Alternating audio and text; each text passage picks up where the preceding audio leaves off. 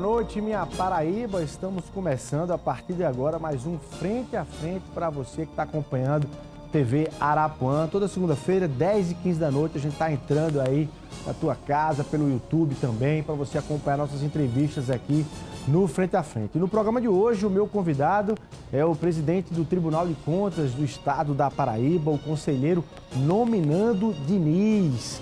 Ele que está concluindo o seu segundo mandato à frente da presidência do TCE aqui no estado, vem fazer um balanço aí desse biênio que ele ficou à frente da presidência, também projetar um pouco do futuro aí da sua agenda. Ele que tem falado numa aposentadoria antecipada aí e gerado especulações sobre o seu retorno à política. Vamos saber sobre se Nominando volta ou não volta de fato à política aqui na Paraíba. Ele que já foi deputado estadual e também ocupou aí vários cargos de relevância aqui na Paraíba. Vamos falar também sobre a atuação do Tribunal de Contas aqui na Paraíba, avanços tecnológicos, avanços de auditoria, de investigação também aqui no estado da Paraíba. Você acompanha a partir de agora tudo isso no Frente a Frente.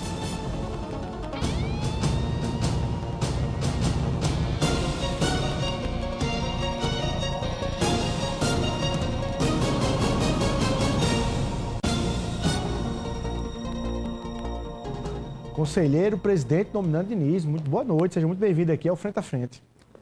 Boa noite, Luiz. Boa noite a toda a sociedade paraibana, especialmente ao nosso querido amigo João Gregório, que é um ícone nas telecomunicações da Paraíba. Verdade. É uma satisfação estar mais uma vez no seu programa e estou à sua inteira disposição. A gente que agradece a sua presença aqui. Presidente, você está concluindo, então, né, esse segundo mandato à presidência do TCE. No próximo dia 10 de janeiro de 2025, o senhor passa aí e empossa o conselheiro Fábio Nogueira, né, como próximo presidente do Tribunal de Contas. Em linhas gerais, a gente vai descer alguns temas específicos. Que legado o senhor está aí registrando dessa sua passagem agora pela presidência do TCE? O que o senhor destacaria? Luiz, para se administrar, precisa, antes de tudo, planejar. E, em planejando, tem que compatibilizar receita e despesa. Se você não tiver esta visão, você não consegue administrar. O que é que eu fiz? Montei 35 metas. 35 metas. Pedi ao diretor-geral, Claudino, que é um auditor concursado, muito querido no tribunal, tem uma experiência extraordinária, é um dos pais do Sagres. É ele e o diretor de tecnologia. Esse grande sistema de acompanhamento que ao longo dos anos vem se evoluindo. Que é o maior sistema do tribunal, desde 2002. E Claudino e Edu Wilson, que é o diretor de tecnologia, são os pais do Sagres, que está em mais de 17 tribunais do Brasil. Pois bem, aí eu perguntei, Claudino, aqui estão as 35 metas. Qual é a minha situação orçamentária financeira? Ele disse, presidente, quando o senhor chegar em dezembro de 23, que foi no ano passado... O senhor tomou posse em janeiro de 2023, não é isso? Foi em janeiro. Esse diálogo. Ele disse, o senhor terá apenas 350 mil. Não dava para nada. Sistema do tribunal em colapso. A gente vendo a hora perder as informações que nós temos, muitas delas privilegiadas. Aí eu disse, faça um plano de trabalho, que eu vou procurar o governador. Ele fez, fui eu, ele e Luzemar. Nós mostramos ao governador, ele disse, me dê 15 dias. dava 10 milhões. Com 10 dias ele me liga. Presidente, está autorizado os 10 milhões. Agora eu vou dividir em 3 vezes, sem problema nenhum.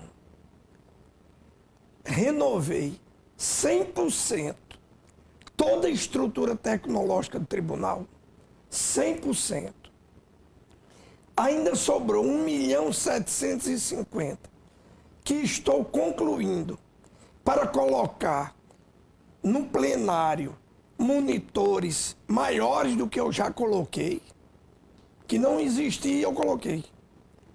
Agora estou ampliando. Na prática, presidente, no acompanhamento das gestões públicas aqui na Paraíba, em que essa renovação acabou transformando e garantindo e assegurando do ponto de vista de acompanhamento? Muito bem. Com isso, eu renovei a estrutura do GELPB, que, junto com a Universidade Federal de Campina Grande, o professor Cláudio, cara extraordinário, PhD, ele montou na primeira gestão, há 11 anos atrás. Renovei e coloquei inteligência artificial. Hoje o TCE, o Tribunal de Contas da Paraíba, trabalha com o IA de forma aprofundada, isso? Exatamente. Dá um exemplo para a gente entender qual é esse avanço do TCE no julgamento, na apreciação das contas públicas. Peguei o Turmalina, que começou em 2017, ainda não estava pronto. É um programa. Com a nova estrutura do tribunal, também o pessoal de Campina Grande deixou 100% funcionando, com inteligência artificial em tempo real, que é a transparência dos portais. Tudo isso graças à visão do governador. Zé Américo dizia, ver bem não é ver tudo, é ver o que os outros não veem. Isso é visão de estadista. E aí eu lhe pergunto, dá um exemplo só para a gente entender o gestor público que está querendo dar uma driblada no TCE. Não consegue já não mais. consegue mais. Por quê? Porque a gente vai buscar em bancos de dados. Não é mais só na informação que ele passa. Ah, tá. É em banco. Você tem como comprovar de forma mais rápida aquela autodeclaração de informação. 37 bancos de dados. 37. Que o tribunal utiliza para conferir as informações que chegam. Com isso eu coloquei no ato, graças à estrutura nova, o observatório de dados. Como é isso? Você tem as emendas com caráter objetivo, emendas livres, que são as PICs, e as emendas do Estado. Nós temos os senadores e deputados que colocaram as emendas em nível federal e os deputados em nível estadual. Tá. Aliás, o senhor chegou a fazer no TCE um grande encontro com a senadora Daniela Ribeiro, com membros do próprio Congresso, né, do Senado Federal, para tentar explicar que emendas são essas, tanto para o próprio funcionários, colaboradores dos órgãos de controle externo, quanto para a imprensa e também para a sociedade. Ficou claro ou não? Porque tem um debate, inclusive o Supremo Tribunal Federal trouxe para si esse debate, está querendo mais transparência nisso. O senhor está satisfeito com o que está acontecendo sobre esse debate? Quando o ministro Flávio Dino suspendeu alegando falta de controle, eu fui procurado pelo professor Jacobi Fernandes, uma das maiores autoridades em direito administrativo. Eu digo, professor, o tribunal fiscaliza. Como, presidente? Eu digo, você tem tempo de abrir o portal do tribunal para eu lhe mostrar? Ele disse, eu vou pedir que você me faça uma apresentação online para meu escritório aqui em Brasília. E eu fiz uma apresentação. Ele escreveu na Folha de São Paulo, Tribunal de Contas da Paraíba já fiscaliza. Se você entrar na prestação de contas de 23 você vai encontrar um capítulo sobre as emendas. Para cada prefeitura. Para cada prefeitura e para o Estado. Sabendo de onde vieram essas emendas. Mas esse é o grande debate. O Brasil está dizendo que o Congresso está tentando esconder, para, enfim, está achando... Eu só vejo uma forma do Congresso esconder. É se surgir dinheiro sem estar no orçamento. Você sabe de onde é que eu extraio a informação? Do banco de dados da Receita Federal. Da Secretaria do Tesouro Nacional. Então, se eu tenho acesso, por que é que o Supremo Federal não tem? Por que é que o TCU não tem? Por que a CGU não tem? O senhor está querendo dizer que esse debate sobre as emendas, ele, na verdade, nem precisaria estar ocorrendo, porque existem fontes que indicariam, talvez dando mais trabalho ao órgão de controle externo, mas que identificariam quem é o autor dessa emenda, quem é responsável por ela, para onde ela está indo e o que é que está sendo feito com ela. Luiz, eu falo pelo Tribunal de Contas da Paraíba. Eu convidei a senadora Daniela, que no ano passado era a presidente da comissão. Mista de orçamento. Eu digo, senador, é possível fazermos uma reunião lá na Paraíba com todos os prefeitos, a senhora levando auditores do Senado? Ela disse, presidente. E ela cumpriu com a palavra. Ela trouxe, fizemos uma reunião extraordinária, com a presença de deputados federais do nosso estado. E a partir daí, eu passei a desenvolver. Quando eu digo a equipe técnica do tribunal. Agora, presidente, o senhor é a favor ou contra essas emendas? Vou fazer aqui duas perguntas com base em dois problemas que elas podem gerar. Os ministros apontam isso, inclusive no STF. O primeiro delas é a fragmentação do recurso público, que impede que aquele bolo orçamentário que a União tem acaba dividindo com o Congresso, e o Congresso farela entre deputados e senadores, e você não consegue investir em obras e políticas públicas estruturantes, que precisam de grandes valores e não de pequenos valores. Esse é o primeiro problema. O segundo é gerar uma casta de deputados e senadores que são eleitos e reeleitos sem alternância de poder, em razão do poder financeiro que eles passam a ter com essas emendas. O senhor acha que esses dois problemas são significativos para serem debatidos sobre a existência das emendas? Por parte dos deputados e senadores, eles dizem que são eles que mais entendem do problema dos municípios e são importantes para intermediar o dinheiro que sai do cofre da União para o município. Vamos lá. Antes do período de sessão de 1964, o Poder Legislativo legislava sobre matéria financeira. Quando veio o regime de sessão, acabou-se essa possibilidade. Só quem poderia legislar sobre matéria financeira era o Executivo. Veio a redemocratização em 88. Esqueceram de devolver na Constituição este poder, que é bom que se diga. O país, os estados, têm 3 poderes. Todos são iguais. O ministro Carlos Aires Brito, presidente do Supremo Tribunal Federal, meu amigo pessoal, ele me dizia sempre, dominando, todo poder e órgão tem função que está na Constituição. A primária e a secundária. Competência que está na lei orgânica e atribuição que está no regimento. Quem é que legisla? É o Poder Executivo? Não. É o Judiciário? Não. O Poder Legislativo pode fazer ação social? Não. Porque cada um tem sua função, sua competência, sua atribuição. Mas todos são poderes. Resultado.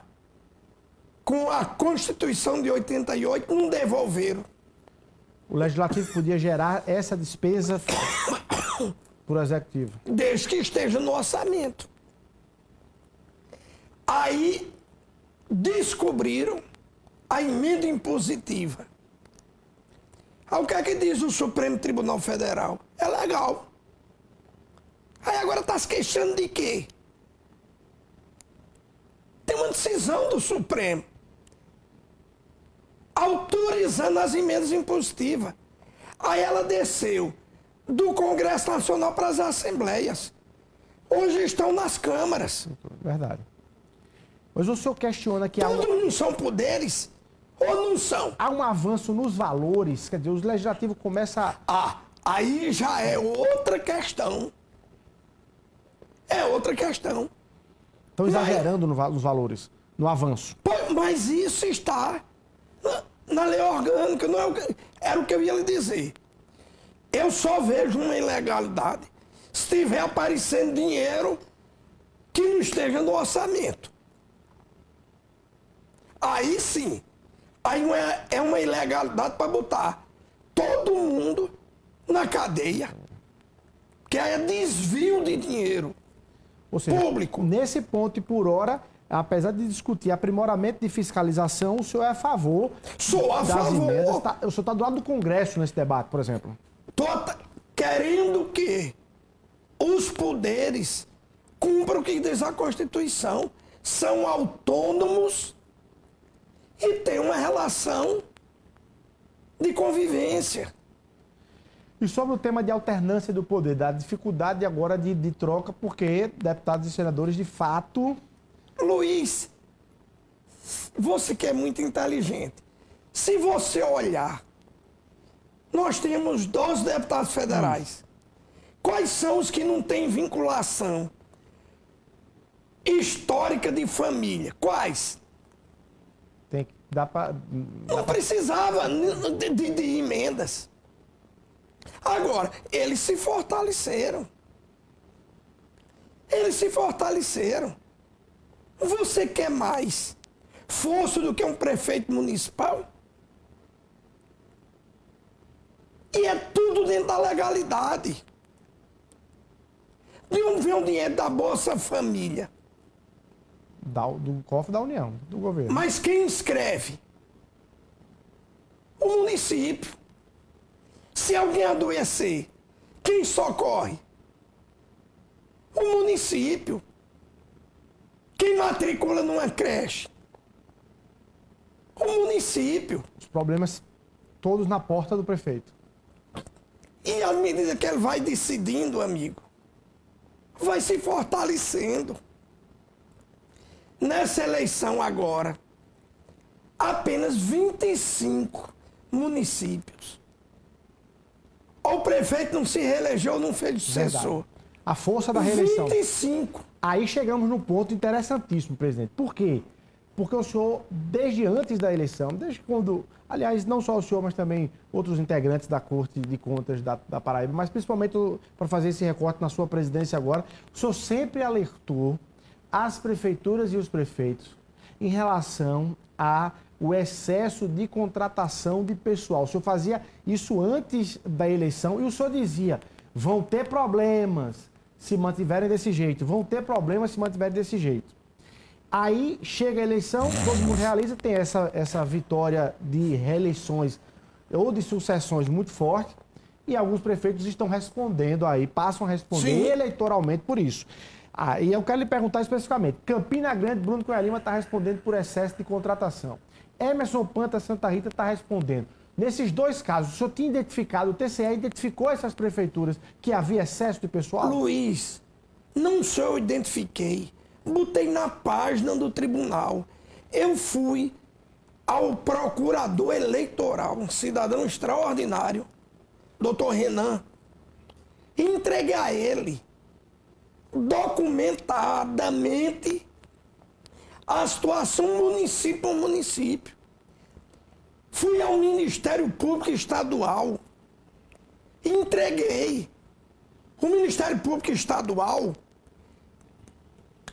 fez parceria com o Tribunal de Contas. Os prefeitos estão procurando o Tribunal de Contas para assinar um termo de ajustamento, de gestão. Para enxugar, para reduzir isso. E tem de fazer. Qual era o senhor lembra de... O senhor tem os números, qual era o diagnóstico desses municípios da Paraíba? Qual era o excesso? O que é que você cedia? Quantos municípios nós temos? 223. Acima de 170 estava descumprindo. 170 estavam acima, com excesso. Não sei o dado correto, mas está no portal. E o TCE chegou a baixar uma resolução... Baixamos duas. Dizendo o quê? Dizendo que esses contratos têm de ser, no máximo, 30% dos efetivos. Ou seja, se tem 100 efetivos, pode ter, no máximo... 30 contratados excepcionalmente. Prestador de serviço. Se você me perguntar isso é legal, está na Constituição. Está no artigo 37. Prestador de serviço. Sim, mas tem de ter temporalidade. Não pode ser para sempre. Certo. Tem de ter um processo simplificado. Não é a escolha impessoal. Uma seleção. Uma seleção. Certo. Tem de ter excepcionalidade. Não é para todo caso, não. Saúde, educação, segurança. Quais foram os casos mais fortes que o senhor lembra, assim, que pegou? De dizer assim, olha, tem município que Cruz tinha... do Espírito Santo. Por quê? Tem 400 e tantos % acima dos efetivos. Um número completamente destoante de uma realidade. Significa que lá não se cumpre a Constituição. A palavra concurso público... Porque a Constituição diz que a entrada é por concurso público.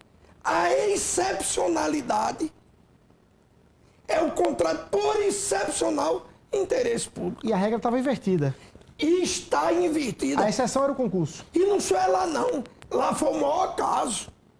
Em 170 ou mais. Aí eu lhe pergunto, Campina Grande e Santa Rita, que estão sobre a luz da Justiça Eleitoral com base nisso, quais as informações o TCE tinha encaminhado formais para...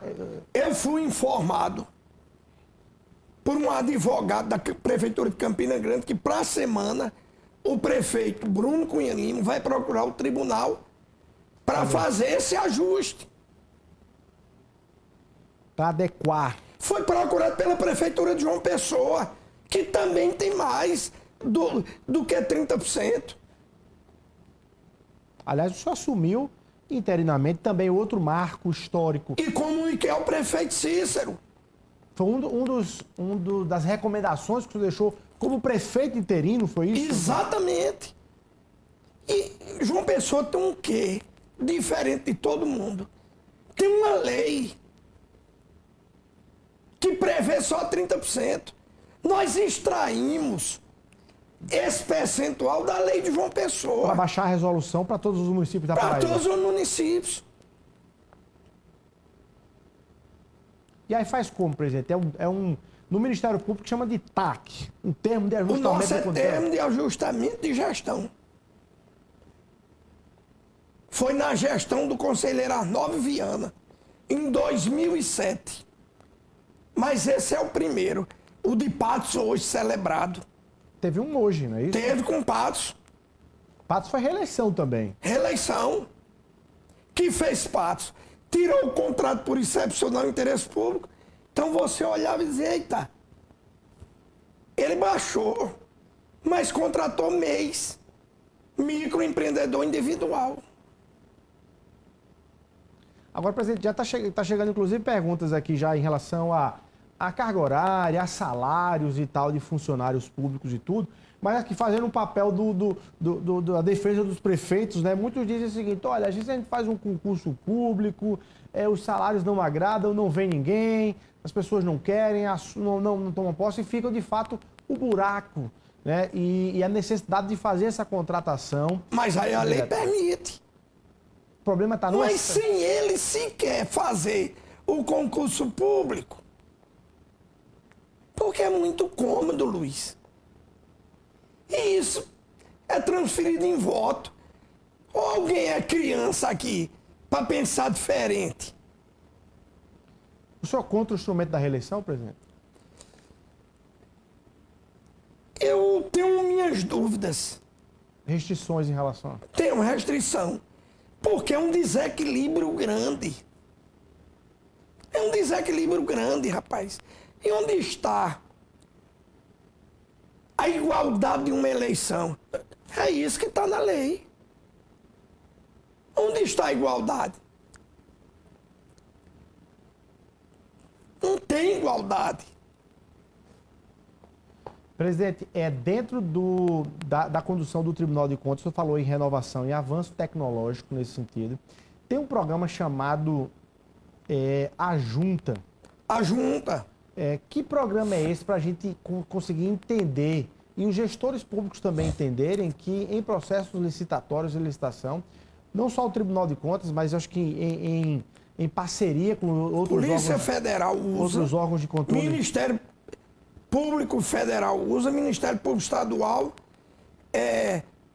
a Advocacia da União, esses usam o A Junta. E ele tem revelado muita distorção no uso do dinheiro público, é isso? Muitas ações. Operações. Que você assiste. São fruto O A Junta tem contribuído e muito. Porque o que é que ele faz? O que é que ele diz? São 37 bancos de dados sigilosos. Que o sistema cruza e lhe dá informação. E agora com inteligência artificial. Ou seja, um determinado CNPJ quer prestar serviço para a prefeitura ou um CPF contratado pela prefeitura. Um botãozinho, o A Junta... Eu chego e pergunto, me dê detalhes do CPF tal, CNPJ tal, da placa do veículo tal, do e-mail tal, do endereço tal. E ele conta a história toda, rapaz. Aí você vai apenas conferir, porque você sabe que a inteligência artificial é um aprendizado. Quanto mais se usa, melhor ele responde. Mas, às vezes, ele também traz informações distorcidas. Aí você tem a informação e vai se aprofundar. Nesse sentido. Bom, vamos falar sobre um tema que é bem pessoal, porque o senhor tem dito que está fechando agora essa presidência, seu mandato à frente da presidência, mas o senhor já mencionou, já deu entrevista sobre isso, dizendo que vai antecipar sua aposentadoria, só para a gente colocar em datas. Se o senhor não fosse antecipar, o senhor só deixaria o Tribunal de Contas em 2028. Em 28. O senhor está dizendo que sai... Em dezembro de 28, que eu faço aniversário no dia 20 de dezembro.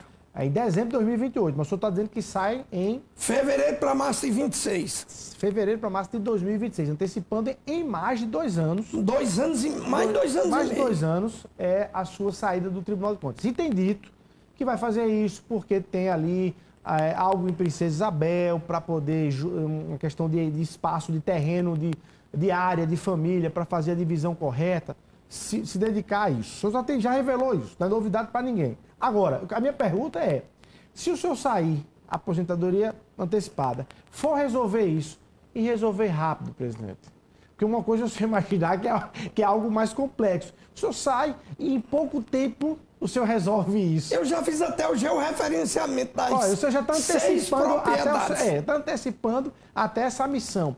E aí, se tem um nominando que estaria no Tribunal de Contas fora do TCE, pronto para a batalha eleitoral, inclusive? Eu não tenho pretensão mais, Luiz. No âmbito do estado da Paraíba, eu fui deputado estadual, fui secretário executivo da Saúde, fui presidente da Assembleia.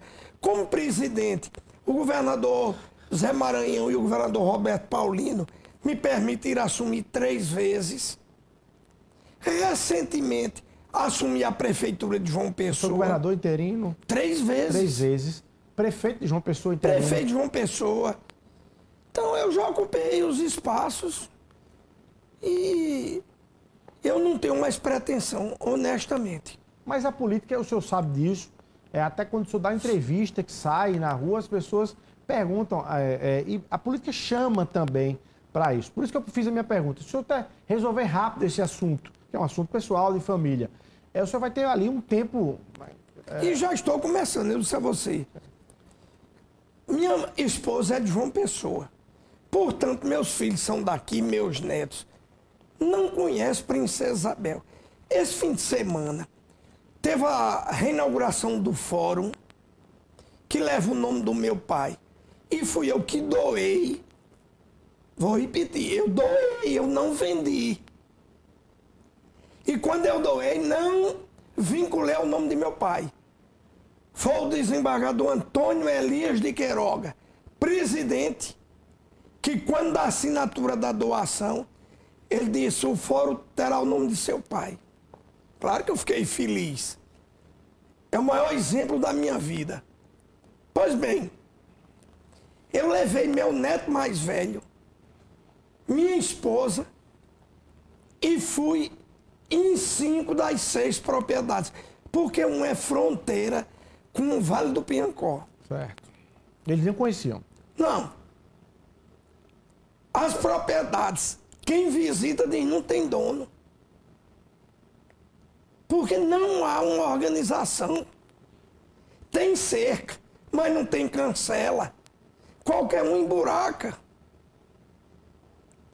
Então, eu preciso fazer a divisão e conversar com eles. O que é que vocês querem aqui? Então, se isso eu não fizer, eu vou deixar, é um problema, não é uma herança. Agora, E essa herança é de meu avô. Meu pai nunca comprou um palmo de terra, muito menos minha família, eu e meus irmãos. Agora, presidente, o senhor está reforçando, então, a minha pergunta, que é o seguinte. O senhor pode resolver esse assunto, inclusive antes. Estou procurando resolver. Aliás, até fechando, deixando a presidência, concluindo esse seu ciclo como presidente do TCE, entregando o cargo para o conselheiro Fábio Nogueira a partir de 10 de janeiro, ou seja, o trabalho de gestão, o senhor volta, né, para o gabinete como conselheiro, mas o trabalho de gestão é diminuído, até com um pouco mais de tempo para isso. O senhor pode antecipar a resolução disso. E aí, deixando o senhor, em março de 2026, como se diz, no prazo correto de desincompatibilização para uma disputa eleitoral em 2026. Por isso que se gera a expectativa. Eu tenho... E mais do que isso, viu, Luiz? Foi a forma como eu atuei. Desculpa a imodéstia, eu peço. Desculpa a sociedade a imodéstia. Eu tirei o tribunal de dentro do tribunal. Eu visitei 181 municípios. Eu capacitei o estado quase todo, ensinando, levando os auditores do tribunal para ensinar. Tem gente que lhe pede para ser... Para proteger o erário. Tem gente que lhe pede para ser candidato no meio da rua. Sim, muito. Tem partido que já chegou para nominando? Sim. Partido político? 3 partidos. 3 partidos? Sim. Quais pode revelar aqui? Não. O horário é tarde, ninguém está acompanhando. Não, mas... que, na verdade, quando me perguntam se eu vou, se eu sou candidato, não sou. Mas você não pode deixar política... Assim.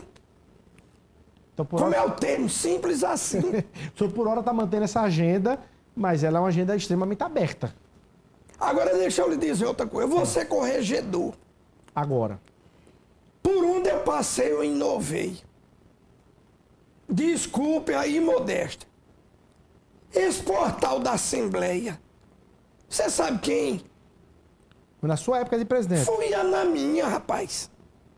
Como era o nome daquele?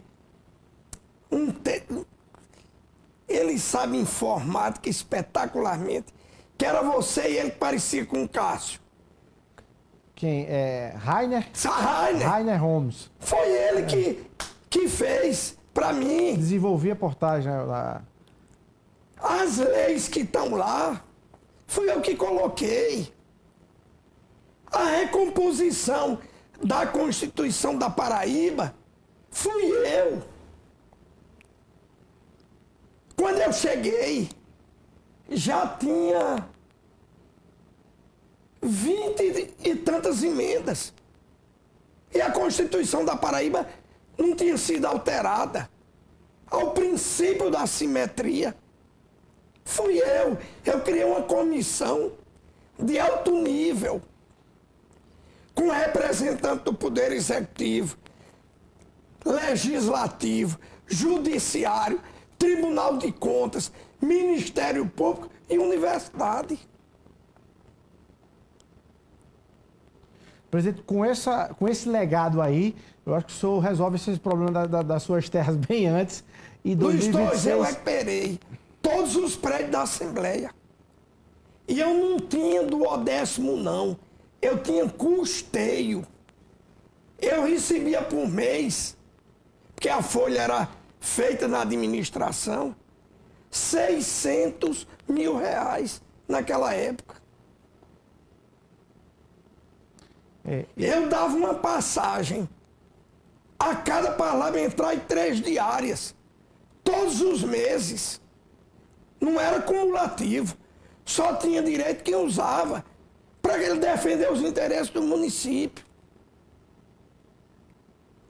Então, o tramita, que é o processo eletrônico do tribunal, fui eu.